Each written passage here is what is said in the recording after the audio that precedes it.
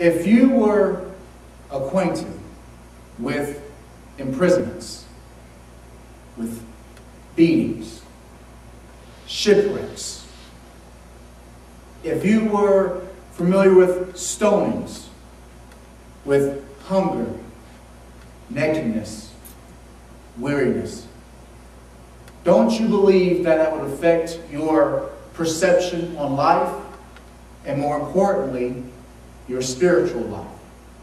Akin to your affirmation, the physical afflictions of Paul the Apostle of Christianity, his afflictions affected his understanding of life, his understanding of God.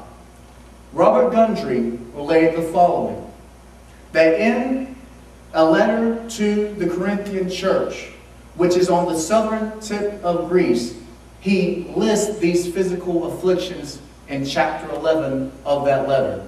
The very same ones I speak of here.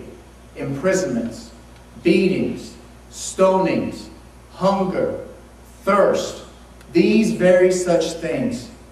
And even Kenneth Chapin reminds that in Galatians 16, Paul reminds the Galatian believers in verse 17 that I bore in my body the marks of Christ, that I belong to Christ, that he physically endured for the gospel that he preached.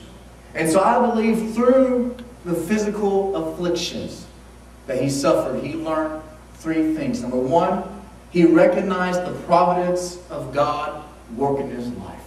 Number two, he experienced the almighty grace of God. And number three, he was reminded about the hope that all believers have in Jesus Christ.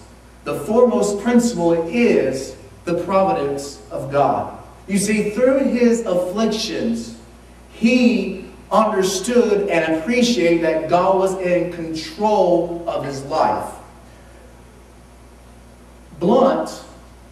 Donald Blunt believes that the providence of God is God's compassionate and wise care of his creation. And even Professor Mempher at Lee University Charlotte Center, who is a Doctor of Philosophy student, relates that even the shipwrecks that Paul experienced were used by God to lead him to new cities which churches had not been founded, including more than likely the prominent city of Rome.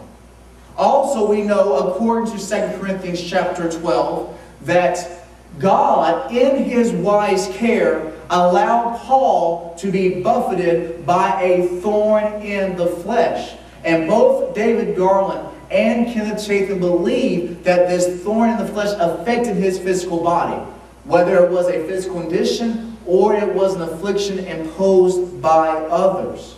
And Chapin believes also that this providence of God was purposed to bring about good in Paul's life. Remember Romans chapter 8, verse 28, that everything that God was working through Paul's life was for his good.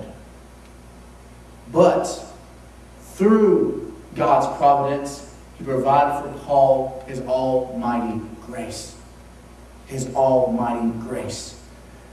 J. McKillen relates that the grace of God is undeserved acceptance, undeserved love, undeserved favor received from another. And Paul perceived this grace of God not just simply as something he received at salvation, but he perceived it as a force. He almost perceived it as a person that was with him to sustain him through the things that he struggled with and that he endured in life.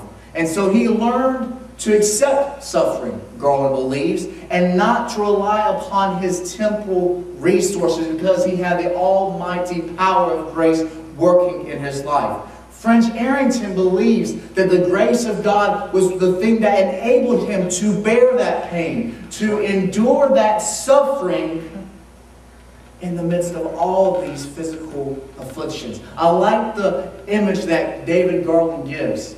He describes Paul the Apostle as pottery that's been beaten and battered and torn, but yet the power of the grace of God holds it together. That grace was the glue that held Paul's life together in the midst of these physical afflictions. And that this was an opportunity, that the physical afflictions of Paul were an opportunity for God to show His bountiful, almighty grace in the life of Paul. But through the providence of God, and God showing and imparting His grace to Paul, Paul was reminded about the hope of all believers. He was reminded that even though he faced the sufferings in this life, he knew that the solution was not necessarily relief from those afflictions, but the solution was the resurrection. The solution was the hope of all believers that we find in the resurrection of Jesus Christ. We hear it in Romans chapter 8, verse 18, the resounding joy that the things that we experience in this life, the afflictions that Paul experienced in this life, are nothing, are pale in comparison to the glory that will be revealed in us. And so Paul looked toward the future promise and the future presence of God, the hope, and that this was ultimately God's solution. However, the question might be, how does this apply to modern believers? Well, number one, we can understand that even in the midst of our own present sufferings, God is in control. God is wise and compassionate toward us, and He is taking care of His children. And number two, in the midst of the sufferings we have, even though they might not be stonings, even though they might not be the strong physical afflictions of Paul, God still provides His almighty grace to sustain us and help us to bear the pain that we endure in this life. And number three, we know then that we don't look to our present sufferings, and we don't look always for relief in our present sufferings, but we look forward and we concentrate in our lives upon the hope of Jesus Christ. We concentrate upon the resurrection and the hope that we have that one day these physical afflictions will end and we will have a glorified body. We will have a resurrected body. And so this was the perspective of Paul.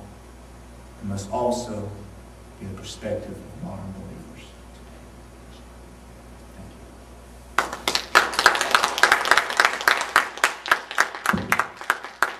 It's good. Very good. Thank you. That is all. Thank you very, very much. Okay, walk up, Woody.